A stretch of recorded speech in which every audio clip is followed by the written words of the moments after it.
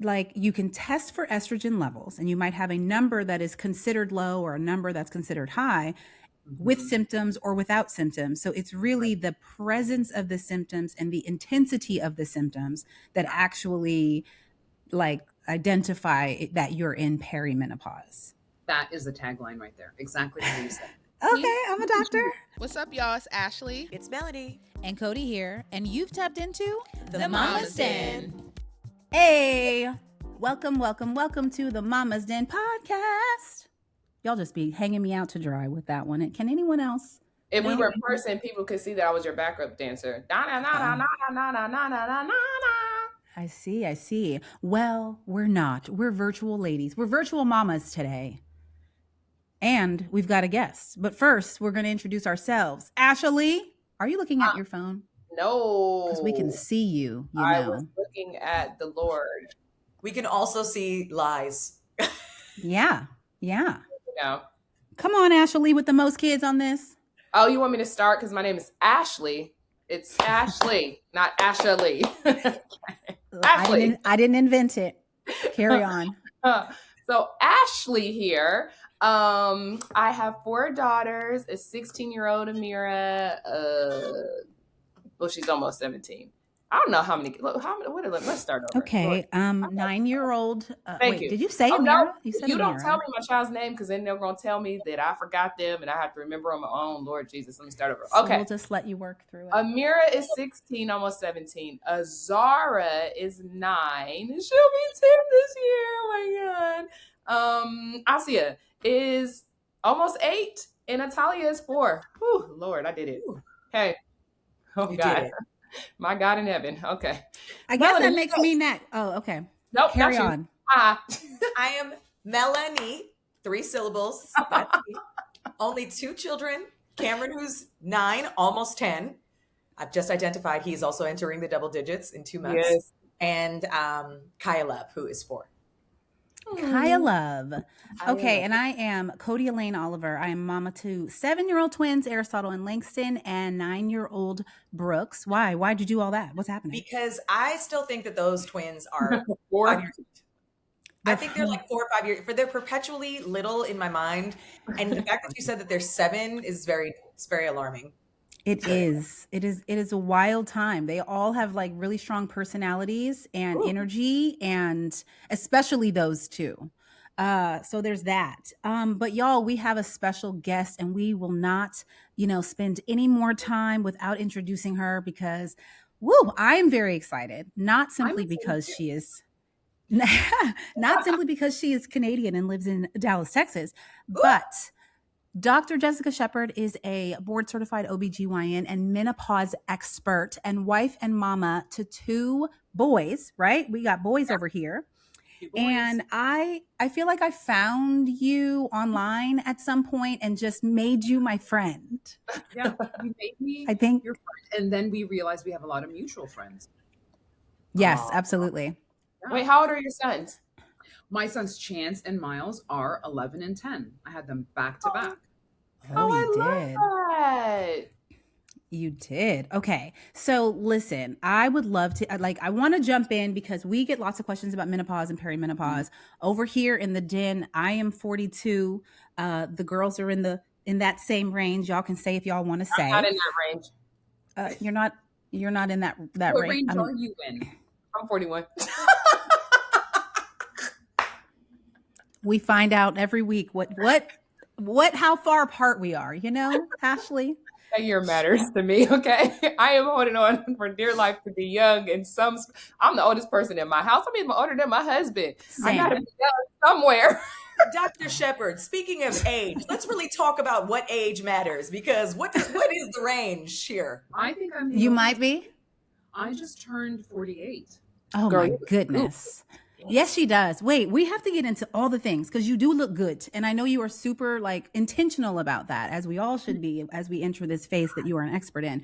Can we talk about how did you become an expert in menopause when people didn't care outside of you only a few years ago? No one was talking about it. No one cared. No one wanted to talk about it. And I was like, there is something that's missing here because everyone was saying the thing, but not saying the thing. So they would come into me and see me for their annuals or see me for like a problem visit. But it was like this underlying story that every woman had that I'm like, it's mid-age, it's perimenopause, but we didn't want to label it and term it. Now we knew it in medicine as a term, but no one else was talking about it on the outside.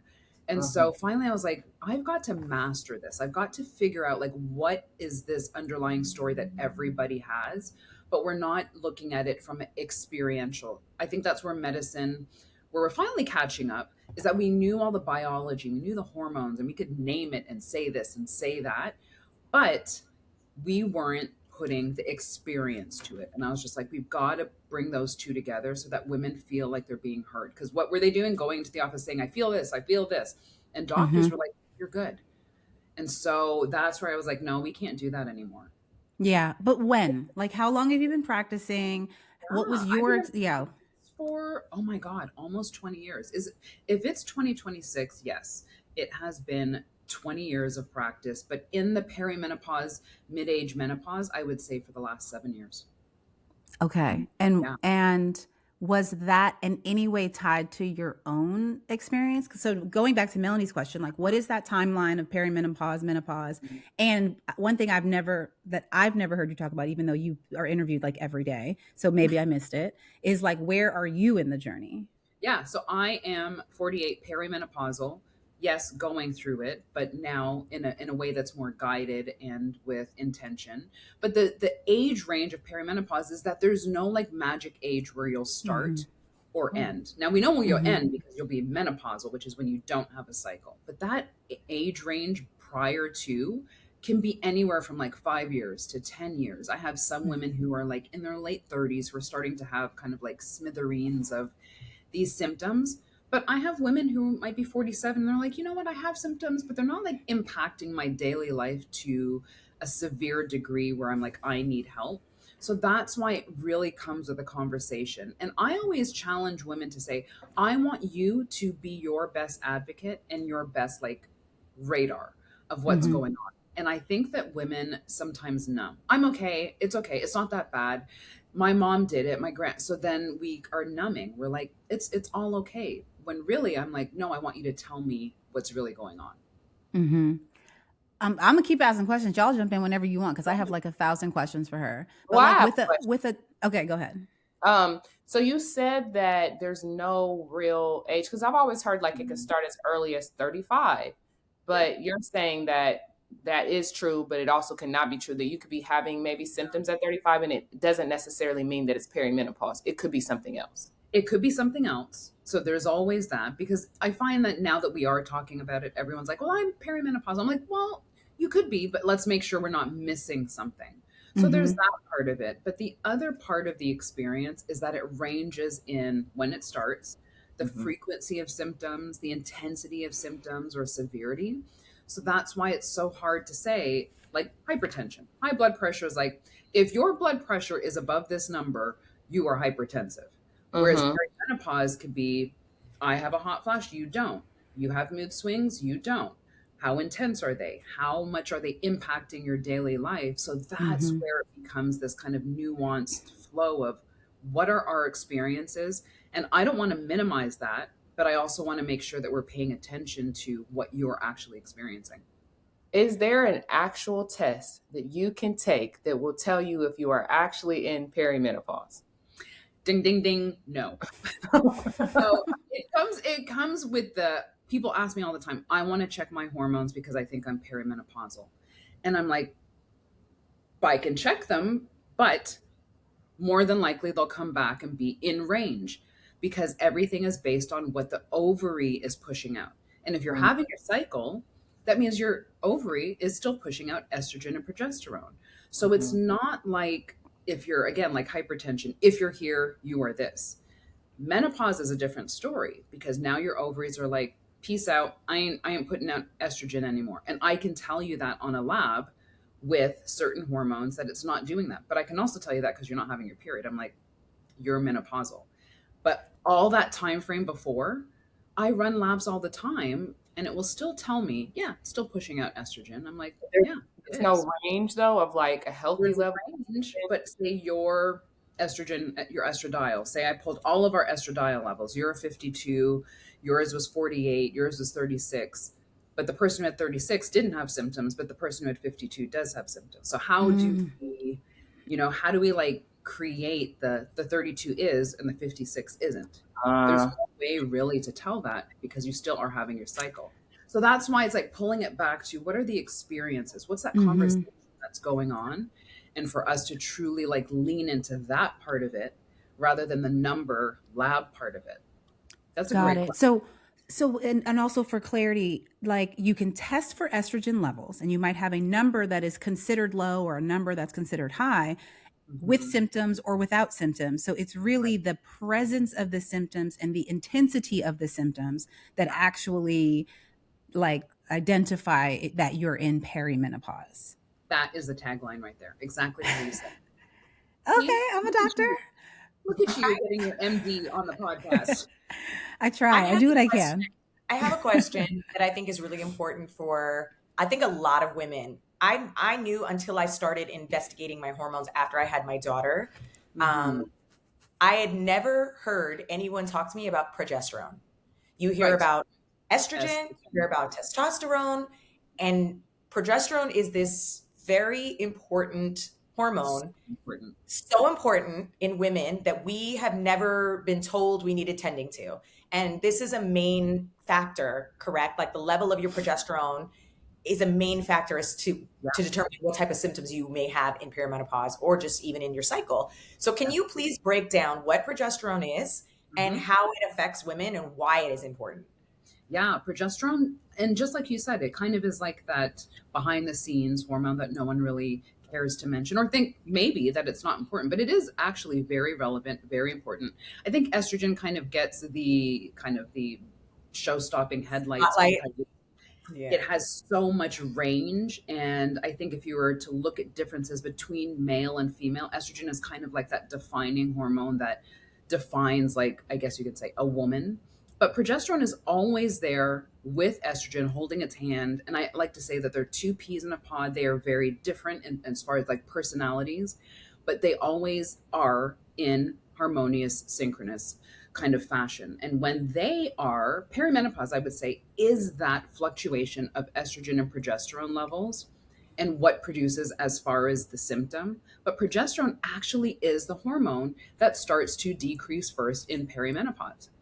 And so there is no, I think that we do need to give it a little bit more credit, but it is very responsible for how it keeps estrogen in check when we think of our periods, when we think of our menstrual cycle. But it also has a big factor on how we respond with our gut health, our brain, right? It is kind of our relaxing hormone. It has a lot to do with in pregnancy, what allows for kind of the relaxing portion of pregnancy. And then it keeps that estrogen in check. So estrogen loves to be like, I'm here, I'm there, I'm everywhere. It's like the extrovert, and progesterone's like, let's bring that back a little bit and let's tone it down. And so therefore it is still very important to the entire, like kind of experience of perimenopause and menopause. And you're right, it doesn't get the kind of vibrato that it should. So in your experience, would you, and of course, this is everybody's a case by case basis, but would you suggest, because we hear, women who are in perimenopause that they should be taking estrogen or they can try a patch or all these different things. Would you recommend that estrogen and progesterone be taken like together or one versus another? Like which is more, in your opinion, essential to helping a woman manage perimenopause? So if anyone is listening to this podcast right now, this is the one statement that you can, if you can remember anything from this, is that if you have a uterus and you are taking estrogen, you must take progesterone with it. You do not have an option. Now, if you don't have a uterus and you're like, I just want to take estrogen alone, have at it.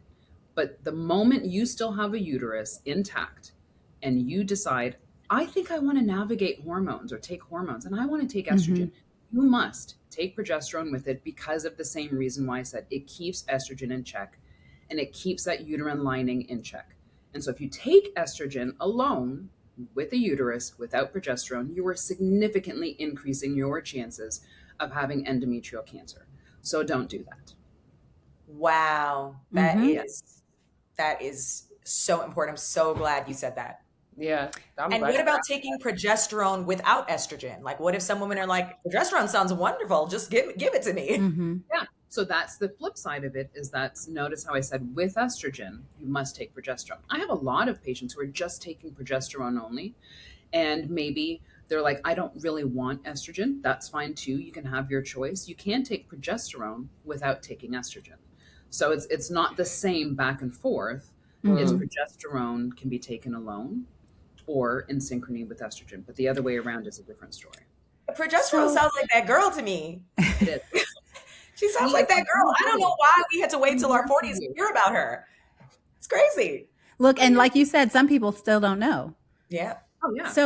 So I, one thing I didn't mention early on is that you have this amazing book called Generation M, which I love. Our audience knows that I'm living in transition. So my book is somewhere in a box. But I read it immediately. I audiobooked it. I highly recommend it to anyone. You read it and everyone. audiobooked it? I did. You know why? And I'll tell you the difference for me, Ashley, because I still feel like I read the book when I used the audiobook, but because of how resourceful it was, thank you, Dr. Shepard, it was important for me to go back in the book and write notes and tag pages. Okay. So you read it twice in your mind. Yes, B, I did. Dr. Jessica Shepard, I'm about to fight her. Okay, she lucky it's virtual. That's why we don't go to the studio, because I'm gonna fight her. So I live around the corner from you. It's up. Okay. What's up? Okay, all right. I'll be there. Ladies, your testosterone is raging. Please calm down. Bring it down. Lord, what is my question? So in the book you talk about everything. You talk about vitamins. You talk about like all of these resources for one to attack these symptoms that terrorize our lives. And also HRT and the bad rap that it got in the past, and sort of like how you and your expertise, what you were able to uncover about the terrible data. So I'm just curious can you talk a little bit about some natural ways to combat some, there's lots, but some perimenopause symptoms, and then HRT and why you support it. And what HRT is. Yes. I'm going to do the sandwich technique. So I'm going to start off with why people probably hesitate or concerned about hormones. I think because of the bad rap that it got in the early 2000s, but also I think we feel that we're giving ourselves a drug. So I always start out with hormones are the fundamental communicators and messengers in our body. So without it, which is what we're going through in perimenopause, you're having a decline and eventually no more of those hormones, which have not only for a reproductive benefit, we have estrogen, progesterone, and testosterone receptors all over our body.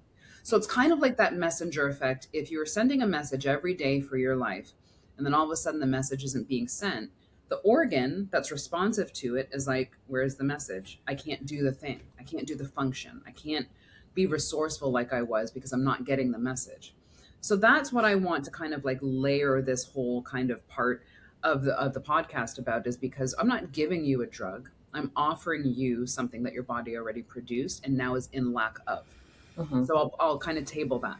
So now going to people who still, for various reasons, may not be eligible for HRT. And there's very few. So the list is much shorter than who's not eligible than who is. But even if you decide, you know what, I don't want to mess with it, I'll be like, that's fine too. I'm not here to tell you what you have to do. I'm going to offer you what you can take. But if you decide not to, there's so many other things. And here's why I'm glad you asked that question that way, Codie, because it's not that hormones are just for reproductive. It's our whole body is going through a shift in mid-age. And I see it as this opportunity to set yourself up for your 80s, your 90s, and how you want to show up there. So that's why it's not just about hormones. It's about nutrition. It's about exercise. It's about how am I actually looking at my emotional health, because of the change in hormones. Emotionally, we become a little bit more vulnerable and less tolerable. So all of these things are happening in this like 40, 50 time frame. And if we don't tend to it as a whole body experience rather than just hormones, what are you doing about your diet? Because you're not metabolizing glucose the same way you used to. So now you're just increasing your risk for diabetes and heart disease, but also what's going on with our brain health. Because when it shows up as dementia or Alzheimer's in your 80s and 90s, that's because in our 40s and 50s, we weren't paying attention to our entire body as it goes through that shift. So nutrition is very important. How we change and shift our metabolic engine in our body and how our body utilizes energy is different. And so either you're going to pay attention to it or not, increasing your protein, looking at strength training as a source of how your body can now build muscle and bone. So I don't have osteoporosis and fractures later on in life. Like when I say strength training and resistance training, I mean like heavy lifting. So Mm-hmm. that like kind of frame of mind of like, I can do this and I'm going to do it is a big mind F in my opinion, because for so many years prior, we weren't told that. And so now to just kind of like we're gonna like change the gears and now you must be doing all these things in midlife, that is like a lot for a woman to consider while she's like trying to build her career, raise kids, like show up and be there for everybody. And we're like, oh, and also you need to you need to get your life together internally as well and emotionally. So there Mm-hmm. are things that you can do that are not hormone based, and those are just kind of like the fundamental basics that I always start with: nutrition and exercise. I have two questions off of that. You said that there's a smaller percentage of people who probably are not recommended to take hormone replacement therapy, more than there are. And then the second part of that is that it sounds to me like, and it is also a question is, if you are in this range and you're not experiencing the typical perimenopausal symptoms, but you're just like, listen, this sounds like it's as good for me as vitamin C is, or calcium, or vitamin D. And like, I want to just take it because I feel like my body will benefit from this because I'm in the range. I'm not experiencing the symptoms, but I am interested in, is that an option that people can exercise and advocate for themselves for and be supported by the medical system? I love that second question because, yes, that is like categorically something that someone could consider. Because here's how I look at HRT or menopause hormone therapy, however you want to name it, is for symptom, so like reducing a symptom, or longevity, right? We talked about messengers, how your organs respond. Do I want to give it the kind of like the sustenance to maintain me for my 70s, 80s, and 90s? That's where you get into that kind of longevity discussion of, can hormones help create this framework, create sending those messages and continuing that so I can show up later on in life? That's a longevity thing, which goes Yes. right to the question that you asked. And yes, you can do that. And then for that list of women who are like, I can't take hormones, that's nuanced because there are still ways that you can. So, a woman who has personal history of breast cancer, not my mom or my aunt, or even if you are BRCA1 or 2 positive receptor for family history, you actually still can take HRT. It's a different conversation, but you still can take it. But if you've had a personal history of breast cancer that is estrogen receptor positive or progesterone receptor positive, we're probably not going to give you hormones, right? It's going to increase your risk of recurrence.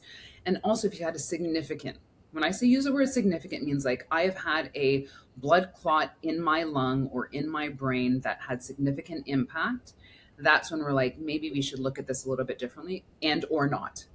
But there Mm-hmm. are people who have had, maybe they've had a DVT from birth control in the past. They actually still can be eligible. So it's like, how do we peel? What's a DBT? Oh, I'm glad you asked that. A deep vein thrombosis, like a little clot in your leg. So do you see how like the conversation should be so individual that Mm-hmm. that's where we missed the boat in medicine? We were like, no one can take it. And then now we're trying to be like, but you can too. So it's like this weird conversation going on. So speaking of how individual like attention is really important, I'm sure a lot of people aren't getting that. Period, point blank. At all. One of the things that you shared in the book was a website where you can find doctors that have like, I don't know if it was like expertise in menopause or that were focused and like, but can you share that as well, just as a resource? Yeah, absolutely. So resources are kind of like the way at which we are right now in medicine. Like it's not just I can go to my family practitioner or my PCP and they'll know exactly what to do. It's not widespread. Not everyone knows about it yet. Will we get there? Yes, I'm optimistic. For right now, resources would be, shameless plug, Modern Meno. So that's my community that I've formed. And then my practice as well in Dallas. We do virtual. But there is a website that looks across the country and is like, okay, here are some practitioners, whether it's a nurse practitioner or a physician, and they don't necessarily have to be an OB-GYN. base, but they have trained specifically in menopause and midlife medicine. And that is going to be the Menopause Society. So it's the menopausesociety.org. And you can go on there and find providers that are close to your area, in your area, might provide virtual options.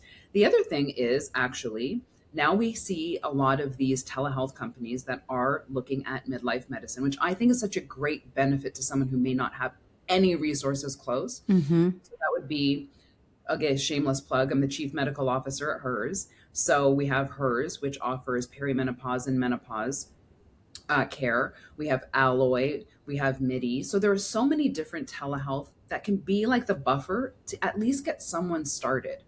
And then going to the website, like I mentioned, and then joining communities. So Modern Menno, like, what are other women experiencing? Is what I'm experiencing the same? Does this sound right?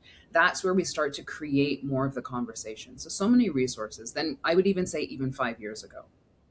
I have a question. Does taking the HRT prolong you have like, does it, in my mind, I'm like, okay, I'm taking this, it's going to make me healthy, which then would like regulate my body, which would then make me have my cycle longer. Do you know what I mean? Like, because I feel like perimenopause is like it's the step before menopause, and it's like ridding your body so that you could be in menopause. So if you take this, would it then make you like stay in a state of like not heading towards menopause longer? Do you know what I mean?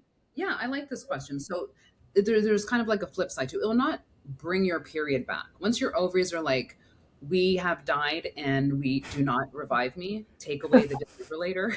It's like, shock me. Your body is like, okay, inside, I'm not giving you estrogen. Now, when we Yes. give you that back, think of it as like in a gas tank analogy. When you are high revved in reproductive years of like your 20s and your 30s, your hormones, we are on full tank. We are like, we are a go, press the gas, we're going. Now, Mhm. perimenopause, it's kind of like in that mid region where it's like you know, the indicator comes on, it's like you might want to stop at the nearest gas station and fill in your tank.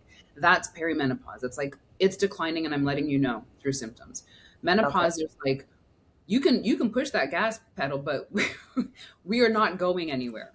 So when we give you back hormones in an HRT fashion, we are literally getting you to like maybe quarter tank. We just want you to be like cool, thriving. We're not putting you on full blast at a full tank. Okay. And some people may have bleeding from HRT, but we can manage that. We can be like, okay, that was maybe you're having too much. We Mhm. can bring that down. But the goal is you will never naturally have a cycle again. You can have bleeding because we gave you estradiol, but we can manage that. That's not a But if you're period. taking it while you still have a cycle, though, does Yeah. that only It because my mom was like 60 when she finally went through menopause, and I'm like, God Almighty, like yes, and her mom. So also, my other question was, is this hereditary? Because I would was as love soon to as you not said take it, it I was anymore. like, I hope she doesn't ask because I'm like,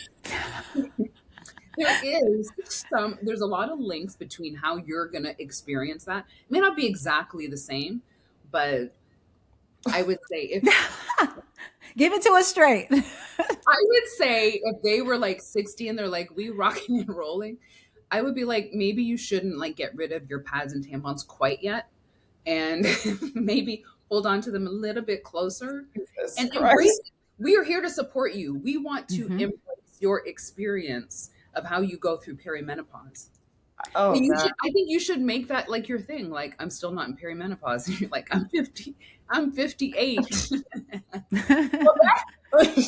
That's why they are always like, you're going through peri, you're going through peri when I tell them a symptom. But also, like, a lot of the symptoms that I have now, I always have them after I have a child. Like, I always have hot flashes. My hormones take a very Yes. long time to regulate after I'm done breastfeeding. I am a person who will be Mhm. done breastfeeding and still have milk. It takes almost a year and a half for all the milk to die out of my boobs. So for me, I'm always like, I don't know what's going on because Well, it you know seems what I like mean? with the family history that you just gave, it makes sense that your hormones are like, we are here. We gonna be here. But those things that you mentioned, breastfeeding and pregnancy, are very high hormonal states. So yes, I get that question quite often. After pregnancy, I have hot flashes. I have, yeah, because your Mm. estrogen is going from here to here. So that your body is responding to that. But I do believe that you have an individual case of very pronounced hormone supply. And Yes. and we gonna be following you for a few more. Well, I will She's gonna volunteer put you in a myself. study. Please do. Please figure it out, and please, because I mean, I had breast milk in my underarms. Like, I really have. It's a lot happening. I was a complete opposite. I was Um, like, I was like hospital grade pump at my house, and I'm like, give me something. It was like, give me free. I was like, produce some milk. So I have a similar situation. And this was actually when Ashley was saying this, I was like, can your hormone levels, even prior to perimenopause, affect your hormone, your milk level production, your reproductive health? If your hormones are not, if you're unaware of your hormone status, if you don't know, like, for example, like, could a lack of progesterone in a woman's body, like historically, without her even knowing, be a cause of why milk production is not high, or why, whatever other symptoms can happen via pregnancy or delivery and childbirth. Yeah. Like, And I that's a never good thought about this example. until you just made this Mhm. connection. Yes, how we course through our entire lives. Like, we're born with the amount of follicles that we'll ever have in our ovaries, right? So there's that. But how that draws out in a story, I always think hormones is very kind of artistic work, right? No one's ever dedicated to the same template and storybook of how they're going to go through their lives hormonally.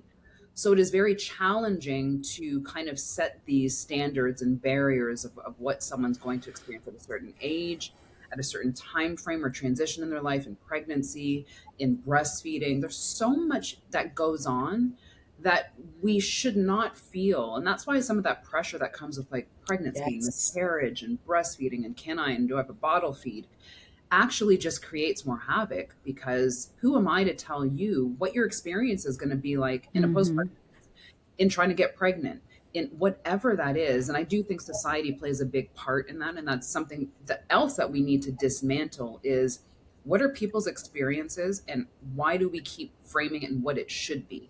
And that's shameful to me, like, it brings shame. And that's why, infertility is such a shameful kind of like experience, as people are like, I'm not good as, or I'm not as good. And the hormonal experience is something that no one has control over.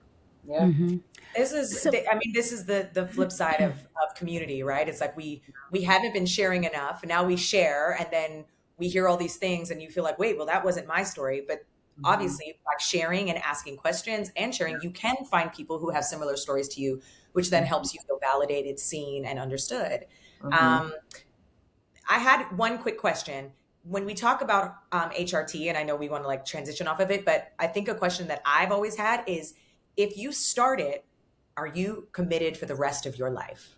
Is this something now that you have to take for the rest of your life, for the benefit of your life? Because even once you go into menopause, is this something that women still take through menopause, now that their hormones are kind of like, all right, we're not doing anything anymore. We're not going. The car is. I love all these questions. And quite frankly, I'm just going to say it here because we're in safe space, but the collective of who we are and what we're representing is so needed, because these are the communities, Black and brown women, that somehow don't always get this information to them in the way that we're presenting it here, just kind of candidly, and like, what is the evidence behind that? And so, yeah, even though we don't want to like focus just on HRT, this is information that a lot of Black women are just not getting. So I encourage all the questions. And when we talk about how long one should stay on HRT, that's when it comes down to choice, right? Like, who am I? What am I experiencing? When we talk about symptoms and longevity, do I get to continue as long as I want to? We are in that point in kind of hormone therapy and longevity where you do get that option to stay on as long. Now, will you get that kind of that input from every doctor that you talk to? No. But are we there? Absolutely. And so that's why we kind of keep pushing the needle to what is hormone therapy, and is it just for menopause? And no, when we look at estrogen declining and how it impacts the heart, the brain, the bone, there are some women who are like, try and take me off hormone therapy. I'm gonna beat you down at 72. And we're like, okay. And then some women who are just like, I just want it until my symptoms are gone, and then I don't want to take it anymore. That is a perfect example of choice and autonomy. And I'm happy to provide either one of them. Granted, exactly what your choices are, if you should stop, why, if what happens if you do stop. You get to make the choice. Mm-hmm. Yeah. So I wanted to bring up two things that I think that people fear most about menopause and perimenopause, and that's weight gain and like issues with sex, whether that's libido or or physical pain. So like what causes, I know they're different. What causes either of those things, and what are the, obviously we've talked about a lot of different resources for symptoms, but just tackling those two things specifically. Yeah, I'm going to start with the weight gain one because I feel that that's kind of this experience that probably every woman going through perimenopause and menopause have, but also it feels like it's like fucking overnight. You're like, wait a minute, Mhm. what happened? I went to bed and I am now waking up a different human. Who is this? And so that's the experience I hear from women who come in, and I'm like, you need to be seen and heard, first of all, because for many years they were just like, oh yeah, this happens. And then that was the end of the statement. And so for so many Mhm. women before me, they just had to be like, okay, I guess. Or then it was like fad diets. I'm going to starve myself and hope that something happens, and nothing was happening. And it's all because of that change in hormones. So estrogen and progesterone, they start to have this imbalance. But there are other hormones that start to go through shifts as well, like cortisol. Cortisol is very closely related to estrogen. So when estrogen goes down, cortisol starts to go up. Estrogen is also helpful for glucose management. Glucose management to me is like the game changer. Once you start to understand metabolic health and what happens inside your body with glucose, glucose is fuel. It's not bad. It's Mhm. for your body. It fuels the brain, it fuels muscle, uses it. But when we lose estrogen, our muscle mass decreases. So it's all chain reaction, right? Muscle mass decreases. So it's not taking in glucose. We also have this shift in how insulin is able to utilize glucose and send it out to where it needs to go. So if it's not going to where it needs to go, just think of like a supply chain, right? And if you have all, you're making a car and you have all these parts coming in, there's no workers. So no car is being made, right? So glucose sits there, and what does it do? It causes weight gain. It's inflammatory, so it causes plaque in your arteries to form, which leads to heart disease. Then it sits there and it's not going to the brain, so the brain can't be fueled in the way that it is. So all this fuel is there but not being used, and glucose then starts to add weight, not only externally, we start to see that shift in fat cells, but internally as well. So then we have fat going around our organs, which is called visceral fat, and that also Mhm. increases our inflammation, which leads to what? Disease. So it's this chain reaction that starts in midlife. We don't see it right away. We start to see it in our 60s. And so that's why I'm saying is that the more that we pay attention to our individual health and like bet on investing on our health earlier than waiting for disease to show up is categorically how you can change your entire health history.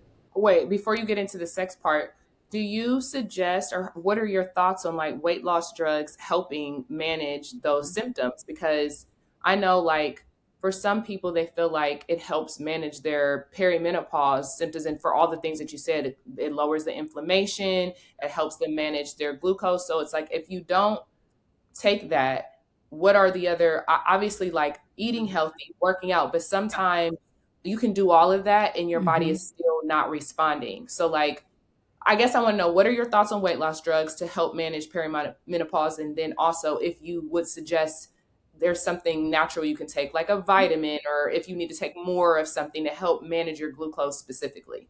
Yeah, I think that there's many answers to that. I don't think like it's a one tool fix. I do think that there's so many layers to it. And so when we think about weight loss drugs, I'll speak to GLPs because one, I love them and I think that they're great when they're used correctly and managed correctly. And so I don't have a problem with it. What I do have a problem with is people not understanding how they're using it, who's managing it, but also how they're creating a framework behind it. Because it's just like any other weight loss drug.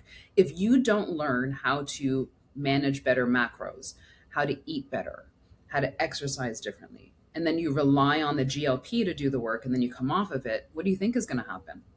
You are going to go back to exactly what you were doing before. Your body's going to be like, okay, well, I'm going to do what it was doing before. So the goal Mhm. is always, no matter what you're doing, whether it's HRT, whether it's a GLP, is how am I changing the outer part of that? And am I going to actually make the change that's necessary in the things that my body needs in order to do this? So looking at vitamins, which ones am I deficient in? Which ones do I really need? Am I just taking it because I saw an ad? Or am I taking it because I actually took the time to find someone who's going to help me understand what my deficiencies are versus what someone on TikTok said? Just jumping off that same question, can someone, because a lot of people are on GLP-1s, can someone take a GLP-1 and HRT at the same time?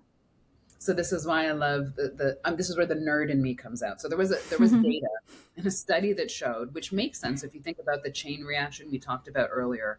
For women who are on HRT, they do better on the GLP when they're on both. And if you think about it, I mean, it makes sense in the conversation we're having when we talked about insulin and glucose and how it's dependent on estrogen. So now you're giving your body back. Remember those messengers, those kind of things that are being sent out so the whole production line can work better and harmoniously. That's why we see that. And it does make sense. Does everyone need to do that? No. My goal is never to say you have to do it this way because I said this is how you get choice. But when we look at the data, yeah, you do better on both than just one. Love. Okay. 6. People fear that menopause, perimenopause ruin sex for good reason, because there are, symptoms and there's hormones that are changing. So will you talk a little bit about how sex is actually impacted and then what people can actually do about it?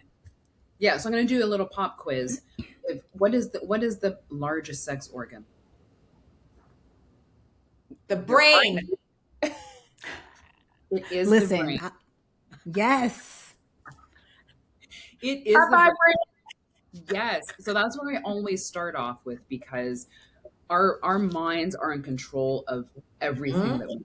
The body is really it just carries out the action, right? And so when we go through perimenopause and menopause, we talked about estrogen, progesterone, and testosterone. This is where testosterone kind of gets a little bit more of a nod, starts to decline. But that also impacts our neurotransmitters in our brain, serotonin, dopamine, how we feel about ourselves, our happy hormone, or kind of like our motivating hormone. So those are all changing, right? But also, like you said, Codie, is that our vaginal atrophy, which is just the tissue starts to thin. Estrogen is no longer around. The blood flow to the vagina is a little bit less lubrication. So there's all these physical changes happening in addition to how we feel about connection and libido and desire. 2 different things. But you can have all of those things impacting it, or just one more than the other. So that's why when women come into me, I'm like, yes, you might need some estrogen vaginal cream or a laser to kind of stimulate the tissue. But then I also don't want you to think that you're just going to go back right into it and everything's going to be fixed. Did we pay attention here and where you are in midlife as well, in how it relates to hormones? So it is a very big conversation. And I think it's very still like, oh my God, I'm going to talk about sex and I don't know how to talk about it. I mean, I have patients all the time who are like, sex hurts me so much, but I don't know what to do. I don't know how to talk about it. And so that's where it's the curiosity and the conversation that's always going to push you just a little bit closer to where you want to be, because it's not an overnight fix. I think sex, I always say, anytime I'm speaking on a stage, I'm like, how we teach about sex is like horrible. It's either you can be a nun or a whore. Like those are the only options. I'm like, I like to be. You're like, which is in the middle. Like it's a gray area, but we teach it as it's painful. If you can't then you're just not going to have it. And that's okay. That's not okay. So I think that conversation needs to be discussed more broadly, especially in midlife. Because you know what I was going to say? I feel like one of the reasons why I think I'm in perimenopause is because, my husband and I have always had a very healthy sex life, very healthy. And I feel like after I had my last child, that's why we have so many kids. But no, I feel like after I had my last child, I noticed for me, like, it's hard to explain, but it's like, I don't have a problem getting wet. That's great. Fine. That's good. Sex has always been a little painful for me because I have an inverted uterus. So like certain positions are just like not fun. But Right. that's just kind of been my whole life. And then I think after I've had a child, my uterus feels like it's lower. I don't know, like somebody needs to push it back up. And I'm like, it's falling out. But my gynecologist had talked to me about like different procedures and surgeries you could do to like help that. But I would say like the way I feel about sex right now is that it sounds like a great idea. Do you know what I mean? Like before I would In theory. in theory, before I would say it was my idea. But now I feel like I've had to explain to my husband that like you have to initiate it because when it's initiated, I enjoy it. 10/10 recommend. But what happened to me is like the shift of me like wanting to do it. It's like when it's happening, it's great. But like the thought process to get there is like I could be asexual at this point. Like sex, the thought of it sounds crazy. Like, why would I do that? I'd rather sleep. But then when it's happening, I'm happy. So I'm trying to like that's where I was like, I have to be in perimenopause or something because, or you No, know, you can also just be tired. that's what I was gonna say. Or I have Okay? You got 4 kids now. 4 kids. Right. I have a toddler who still wakes me up in the middle of the night to get in my bed every night, and my 7-year-old. So I think that's the hard thing too. Is like when you hit 40. For me, I had my last child at 36. So I think too, if you have a baby later and then turn 40, even if you have a baby at 40, I think it's so hard to know, like, am I going through perimenopause or am I just a woman with children who's tired? Do you know what I mean? Like, it's so hard to know. It's intertwined. And I think that when society, for as far as like the patriarchy, there was no breathing room to being like, I think I'm just going to sip on margaritas and think about sex all day. They were like, no, now you got to take care of the kids that you birthed. And on top of that, then there was a change in the kind of like the industrial time frame in where we started to work, right? So then now we're out of the house, but we're still really in the house because we're still managing inside the house. And then we have all the kids, and then and then our hormones are shifting in midlife. So it's kind of like this stew, this recipe that like over decades started to happen, but we were not adjusting to it in the sense of how is this a mind body experience. It was just like, oh yeah, you're 40, all right, keep going. I also want to say that I think I kind of have, obviously now that we're in this world, so all the information starts to find us, is that I think that, is it fair to say that more people, especially the partners of perimenopausal people, that this is something that really requires a lot of grace and a lot of like understanding and education, because I think that like when we think about teenagers, we think, oh, teenagers, oh gosh, they're being horrible because they're just teenagers and they're going through these hormones.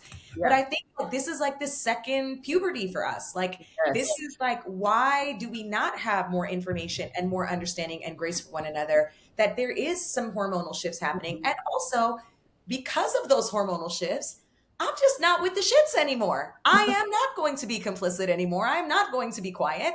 I am exhausted and I'm annoyed, highly annoyed. And so I am not going to be as I once was. And also like, I might be okay with that. And are you okay with that? I think those are actually the more blunt conversations that need to occur. Yeah. I kind of am, but not poo-pooing on the patriarchy, because I'm not blaming. I'm not saying this from a place of blame. No, we blame everything on men. No, I'm kidding. It's all their fault. That's what podcasts are for. But you can, because it was something that was built a long time ago. We just haven't gotten to the point where we have made the adjustments for the progression, kind of like what you were saying, Melanie, is like the voicing of who we are and our importance in society. And that part of it has not caught up with this framework that has been constructed, when I say eons ago. So it was only strengthened over all this time. And now you do have some people who are like, but this kind of benefits me. It's kind of like when you look at racism, right? Like, well, this kind of benefits me. Why would I try and like make room for the people who are being burdened? There is a little bit of that. And so that's why we do need men in this conversation as allies. Because the only way to adjust for what you were just saying, Melanie, is so critical, is that we as a community of women, as we're becoming more aware, we're like, wait a minute. Because now you have this structure and framework that's set, and we keep bumping our heads against it. But the people who are the gatekeepers are like, I don't know if I want to let you in. And that's Yes, a problem too. exactly. Yeah. Exactly. No, that's so important. You know, you should host couples meetings to explain menopause to the partners, because I'm telling you, I'm very lucky to have the husband that I have. He's very understanding. This man sent me, I'm gonna send it to you. I am not lying to you, because it is 4 pages. It is an Excel spreadsheet on how to get myself back to a healthier state of mind and it has the vitamins I need to take. It has this in PDF form. Ma'am, there's 4 pages. I'm not lying to you. Look at all this info. I am not lying to you right now. It literally says 7 a.m. wake and hydrate. 7:05 sunlight exposure. You know what? Not 7:05. He knows you don't get up at 7 for any Here's reason. what I gather, and it is the soundbite that makes most of our podcasts anytime Ashley brings up her husband Chia. That's a good man, Savannah. He is. Okay? He also thoroughly enjoys having sex with me, and he is losing his mind. Listen, what benefits you benefits him. I'm not mad. I love this. This is actually the mentality we all need. The mentality we all need. Okay. Yes, because I told him menopause means that I need to take a pause on men. I said, that's what that means. But in all seriousness, I do think that you should that should be an offering, because everybody doesn't have a husband, obviously like mine, who's going to do all that research. And I think also he got his degree in exercise science. He's genuinely interested in yes, he's interested in medical things. But I would say that every woman that I talk to right about now is just a little bit more annoyed with their spouse, is a little bit more annoyed with their children, is just a little bit more meh about life in general, myself included, where it's just I don't know, we're alive. I know that obviously what we're intaking on social media plays a huge role. We're watching people die, and then we got to make dinner. That's not normal. What is actually happening, not just social media, but what is actually happening outside our doors. Yes. And I know that is not normal. We all have to take that into account. But I do think that men and women in general need more knowledge about what you could potentially be going through and help. So, I'm just letting you know that you need to add that tab when you're off. I'm going to add that tab to Modern Menno stat. Yes. Yes. Yeah. And make people pay you for it. Absolutely. She's side note. I mean, I'm a Capricorn. We're not worried about Dr. Shepard getting her coins, okay? But now, Dr. Shepard, please tell us, where can our audience find you? I know you did say a few places, but just put it all together for us, because we need the resources. Let's package it all together. So to find me and information on midlife, longevity, perimenopause, menopause is Modern Menno. MODERNMENO. That's on Instagram, and it also highlights our community. And then Jessica Shepard MD is kind of where I am every day, all day. So that's Jessica Shepard MD on Instagram. And then Sanctum Med and Wellness is my practice in Dallas. But we do virtual visits. And I think that that's important to have an offering where women can at least get just a nugget of information to kind of project them into the way that they need to go invest in their health. And then where else can you find me? So the website we mentioned before is the menopausesociety.org. And that really should be something that women should look into, so that wherever they are, they're where can I get at least a little bit of help? Mm-hmm. And would you suggest? Go ahead. And this week we can find you on the Mama's Den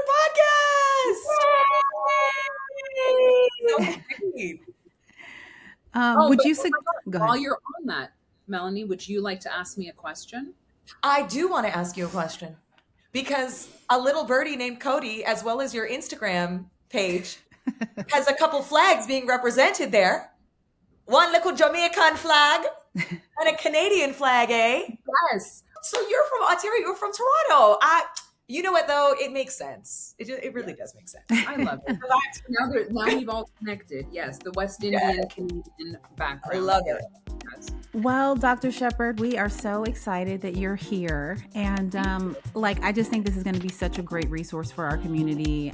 You answered all the questions that they had sent in already. And I'm grateful. So folks, follow her everywhere. If you're in Dallas, go see her in real life. And then Mama's Den family, make sure you're liking, subscribing, following the podcast everywhere you can. And if you love us, rate, review. Also send us love notes at podcasts with an S at blacklove.com. And we will see you next Monday. Bye. Bye.